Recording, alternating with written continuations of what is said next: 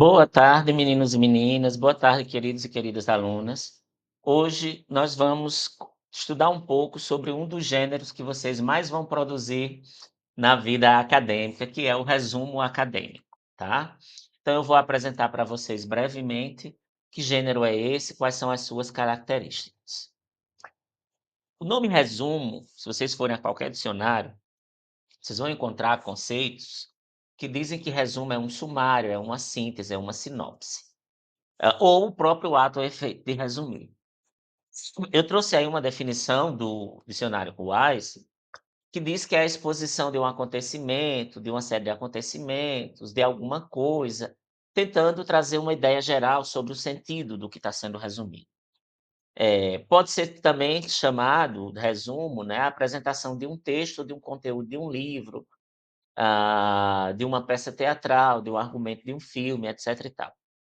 Eh Também a recapitulação breve, e que aparece dentro do livro, às vezes na orelha do livro, resumindo o conteúdo daquele livro, né, e ainda o indivíduo, a coisa ou a pessoa que resume, que reúne determinadas características ou qualidades. Bom, e na universidade, o que é um resumo acadêmico, o que é o resumo que vocês vão produzir? A Associação Brasileira de Normas Técnicas, a ABNT, diz que o resumo ele é a apresentação concisa dos pontos relevantes de um documento. 2 palavras eu quero chamar a atenção de vocês, a palavra concisa e a palavra relevante. A apresentação ela é concisa, então ela é breve, ela é curta, ela é direta, objetiva. Dos pontos, mas não é qualquer ponto, é aquele ponto que é relevante de um determinado documento. Seja esse documento um texto, um artigo, uma tese, uma dissertação. Então, nesse sentido, o objetivo dos resumos é dar as informações mínimas sobre textos que vão circular na vida acadêmica, inclusive textos, orais, certo? Bom, eu trago aí uma definição, que é do artigo que eu escrevi, que diz o seguinte: de maneira geral, considera-se que o resumo é um gênero que deve conter o assunto e o objetivo de um texto, a articulação das ideias desse texto e as conclusões do autor do texto que está sendo resumido.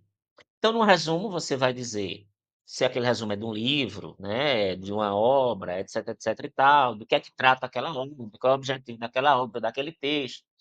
Mantendo as ideias principais na ordem que elas aparecem, articulando elas, né, como estão articuladas no texto original, e as conclusões que o autor do texto original, chegou. Bom, Medeiros apresenta, 2 funções para o resumo acadêmico.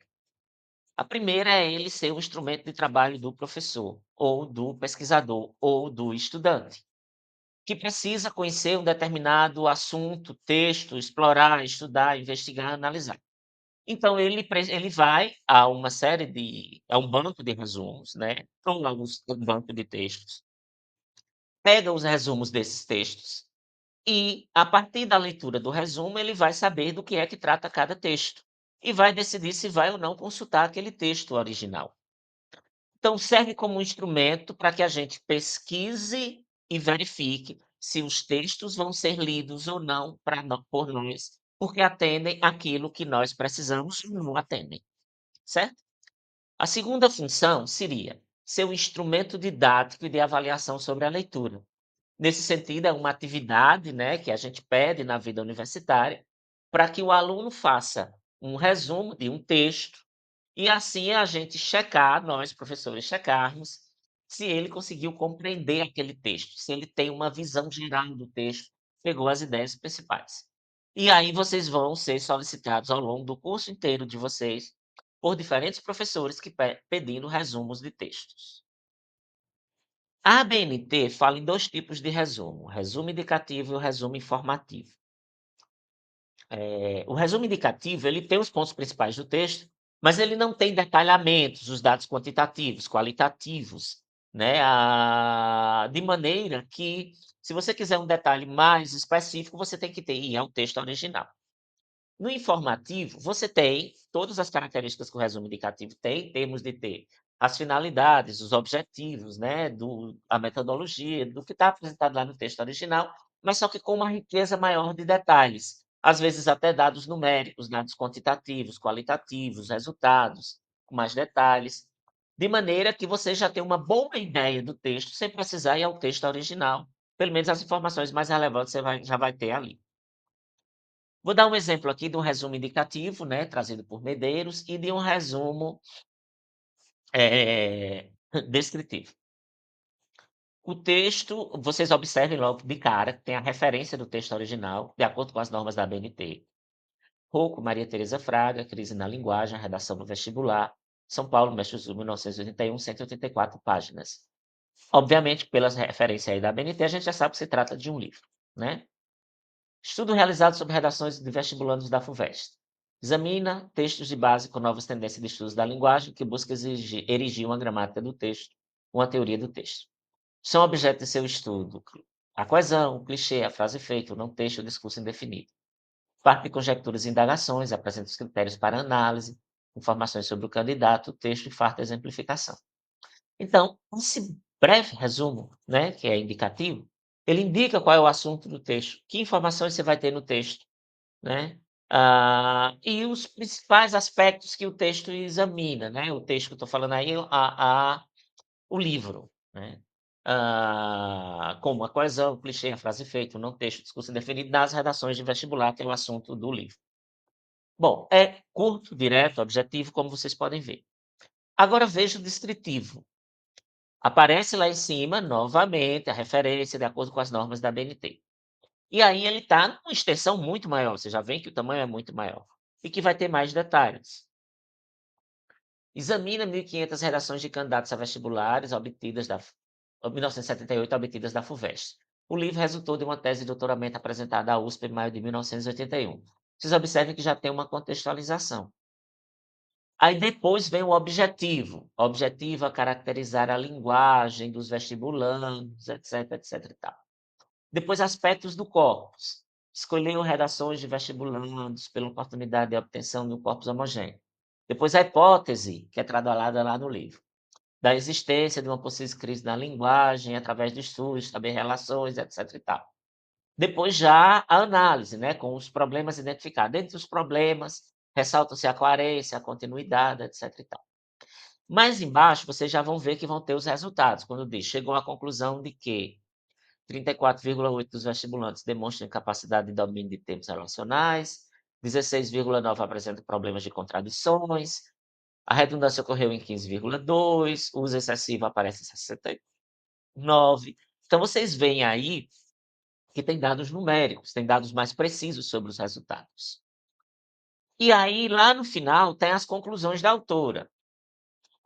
Recomenda a autora que uma das formas de combater a crise estaria em se ensinar a refazer o discurso falho e buscar originalidade, valorizando o devaneio. São as conclusões da autora do livro original, não de quem escreveu o resumo. Importante. No resumo, nós não botamos conclusões nossas, a gente mantém as conclusões do próprio texto original. Bom, Silva, que fez uma tese de doutorado sobre o gênero resumo, estudando a argumentação no resumo, ele fala da existência de pelo menos 4 tipos de resumo no universo acadêmico. O resumo de tese e dissertação, que, grosso modo, ele aparece dentro da própria tese, dentro da dissertação, resumindo a pesquisa que está sendo relatada naquela tese, naquela dissertação. E aí, ela circula ou dentro da própria dissertação ou em bancos de dados, onde essas dissertações estão postadas, e você vai ler o resumo, e aí decide se vai ler a tese ou a dissertação. O resumo abstract, que ele chama, é um resumo que é mais comum em artigos científicos, que vocês vão acessar a revista científica, lá vão estar o resumo, você lê o resumo, decide se quer ler o artigo, aí você clica e abre o artigo, baixa o artigo, por exemplo. Também pode aparecer em teses e dissertações. Tem um resumo de trabalhos para congresso, por exemplo, a gente vai para o congresso, precisa apresentar um trabalho, enfim, e você submete o trabalho que você vai apresentar, geralmente através de um resumo, que tem o objetivo da pesquisa, a metodologia, os procedimentos de análise adotados, os resultados obtidos. Esses resumos, eles costumam ser publicados, no próprio site do evento ou no caderno de resumo do evento, e aí a pessoa lê aquele resumo para decidir se vai ou não assistir aquela apresentação oral. E por último, o resumo escolar. que é esse resumo que a gente pede muito para os alunos, em que eles vão sintetizar um texto, os pontos principais, os pontos chaves, para que a gente verifique se ele compreendeu a ideia central do texto. Bom, então, de maneira geral, se a gente pensar direitinho, a gente teria 2 tipos de resumo. O resumo abstrato, que é aquele que está em tese, em dissertação, em artigos científicos, em textos de anais de eventos, que tem as normas, né, aliás, que tem os resultados daquele texto, que as principais informações daquele texto. Esse resumo abstrato segue os padrões da ABNT ou outras normas específicas, por exemplo, se aquela instituição tiver uma norma específica, ele vai seguir, se a revista tiver uma norma específica, você vai seguir as regras da revista, e ele é escrito em um único parágrafo, parágrafo único. O resumo escolar, o resumo de conteúdo, ele é um resumo que os professores vão pedir para o aprimoramento da leitura, da escrita dos alunos, e aí esse resumo escolar ele vai sumarizar as informações mais relevantes do texto que o aluno vai ler.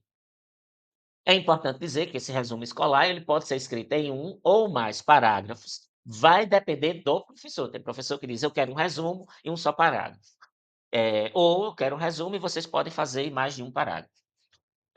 No resumo abstrato, a revista, ela geralmente dá as normas, a quantidade de palavras, certo? Na tese e na dissertação, a gente segue as normas da ABNT, em torno de 300 para dissertações, 500 para tese. E o resumo escolar é o professor que vai dizer quantas palavras ou o tamanho que ele quer esse resumo. Se quer, sei lá, 100 palavras, 200 palavras, 500 palavras, ou se quer uma página, digitalizada, enfim, o professor vai dizer como é que quer. E aí cabe a vocês, como alunos, perguntarem: "Professor, esse resumo é em quantas palavras? É de um parágrafo só, pode ser mais de um parágrafo?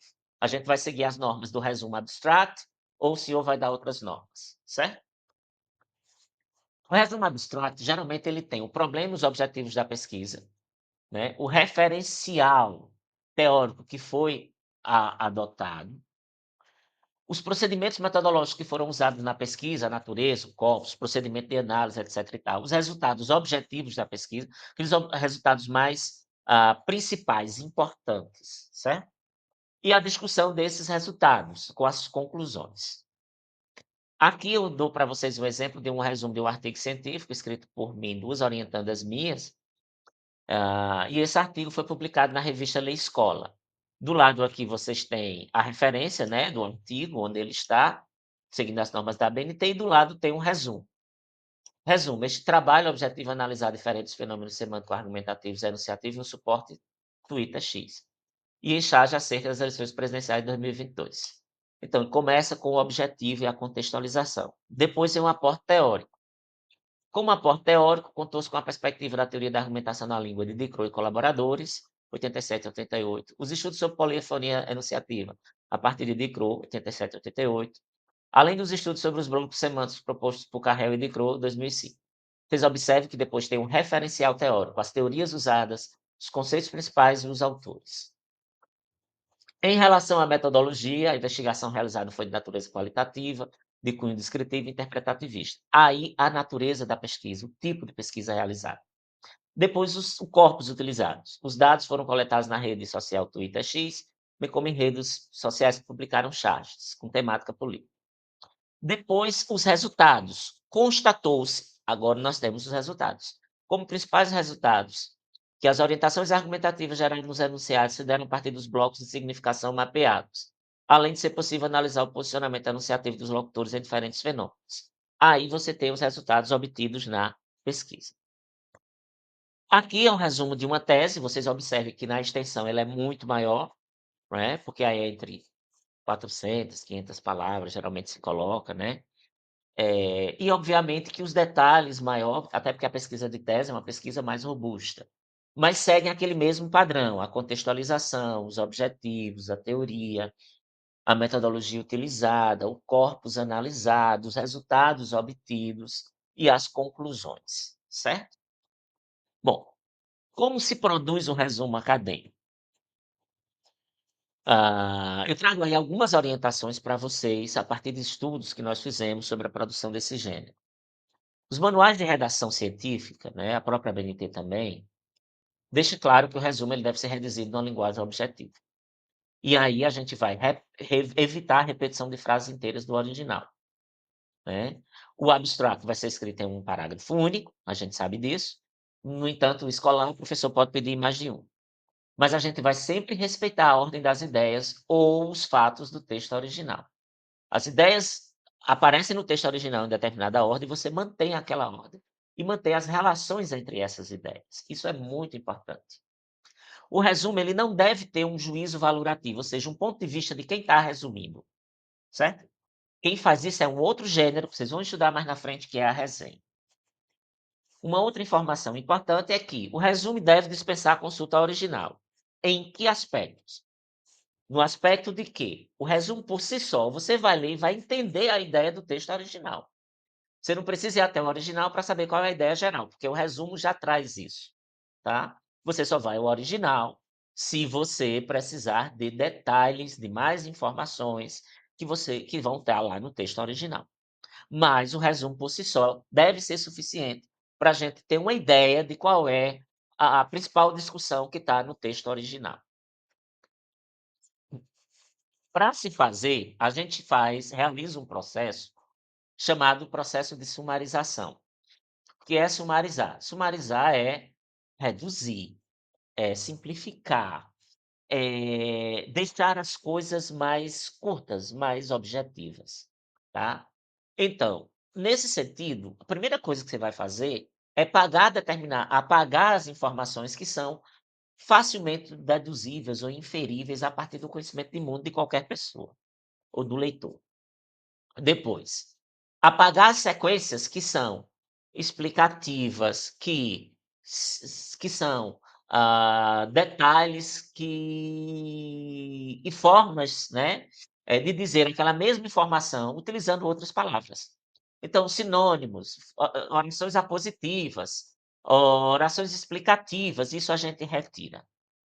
Apagar exemplos, os exemplos também a gente tira. Apagar as justificativas, você só vai trazer a afirmação, não vai trazer a justificativa. E apagar argumentos que são contrários à posição do autor. Depois, quando você apaga tudo isso, aí você vai reformular as informações, utilizando termos mais genéricos, termos que englobem as ideias que estão ali, e sobretudo se você tiver um grupo de ideias que podem ser resumidas numa só. E por último, vai conservar as informações apenas quando elas não forem possíveis de ser resumidas, certo? Bom, não deve ser excluídas as relações entre as ideias mais relevantes do texto. As ideias mais importantes, elas devem ser mantidas e a relação entre elas, senão você vai perder a continuidade discursiva, a fluidez do texto original, né, e não vai ser fiel ao autor do texto original. Então você não pode, dizer coisas que o texto original não disse. Então você vai manter as ideias mais importantes, mas também a relação entre elas. Você pode apagar os contrastes, as justificativas, as conclusões, etc e tal, somente se forem algo dispensáveis. Do contrário, você vai manter os contrastes, as justificativas e as conclusões que forem necessárias para se manter essa fidelidade ao texto original. Isso quer dizer que o resumo é uma apresentação sintética e seletiva das ideias de um texto, certo? Sempre mantendo a progressão e a articulação delas, mantendo a progressão dessas ideias e a articulação dessas ideias que são principais. O resumo também vai ter os elementos bibliográficos do texto original, né, a referência do texto original, de preferência de acordo com as normas da ABNT. Bom, as técnicas para a gente sumarizar. Primeiro é suprimir, eliminar palavras secundárias. Tem um exemplo aí, que é bem interessante de Medeiros, que ele diz o seguinte: ó, os estereótipos tanto podem ser positivos quanto negativos, tanto pode valorizar como depreciar as pessoas. Se um estereótipo é positivo ou negativo, isso depende da categoria social que o adota. Tudo isso foi reduzido a uma só sentença que diz: os estereótipos tanto podem ser positivos quanto negativos, dependendo da categoria social que os adota. Então, vocês observem que palavras que se repetem, palavra positiva e negativo se repete, estereótipo se repete, é retirado. Como também informações secundárias, como valorizar contra depreciar. Claro, se é positivo, valoriza, se é negativo, deprecia. Então, isso não precisa ser dito, elimina-se. Ok? A generalização, o quê? Substitui elementos específicos por outros genéricos. Olha o exemplo que Medeiros dá. Fulano come manga, goiaba, banana, melão, melancia, pêssego, ameixa, caqui. Fulano come frutas. Frutas, encapsula, generaliza e inclui dentro dela todos esses elementos: manga, goiaba, banana, melão, melancia, pêssego, ameixa, caqui. Por isso que foi substituído tudo isso por frutas. E seleção implica em eliminar coisas óbvias e eliminar coisas secundárias, certo? E aí depois que você seleciona, eliminando a obviedade e o que é secundário, você reconstrói o texto original. Vamos ver aqui como é que Medeiros fez isso. A leitura é a atividade intelectual que exige, para a realização adequada, alguns procedimentos, como a seleção de material, cuidando para que a unidade delimitada compreenda uma totalidade e não mera fragmento, contexto e ideologia. A leitura exige procedimentos como seleção e delimitação de uma totalidade e que não seja feita a partir de um fragmento destituído do contexto. Observe que embaixo está na parte de baixo apenas as ideias que são principais, que é a leitura exige procedimentos como seleção, e aí depois da seleção vem, né, vem a totalidade. Então, retirou realização adequada, alguns procedimentos, terminou, cuidando para que a unidade delimitada compreenda. Essas informações são eliminadas, porque elas são informações secundárias e podem ser facilmente compreendidas se você mantém as palavras mais importantes, que é delimitação e totalidade. E aí as outras 2 elementos que ele coloca é fragmento, contexto e ideologia, e não mero fragmento, contexto e ideologia. O que é mais importante aí? Mais importante aí é a questão do contexto, porque o contexto já implica também questões ideológicas, políticas, etc, etc e tal. Ah, aí isso foi reformulado, reconstruído na parte de baixo, através de uma paráfrase, quando ele diz, ó: "Seleção e a delimitação de um texto são procedimentos de leitura". Veja que ele inverteu a ordem sintática, certo? Em vez de a leitura, existe procedimento como seleção e delimitação, ele está dizendo: seleção e delimitação de um texto são procedimentos de leitura, que devem levar em consideração o quê? O contexto, que é um elemento mais importante, que está lá no restante do texto original. Bom, essas são as técnicas que a gente utiliza para sintetizar, resumir, né, o texto original. Aqui tem as referências, que são as referências que estão na disciplina, e os textos já, obviamente, que estão na pasta. Então, agradeço a atenção de todos e bons estudos.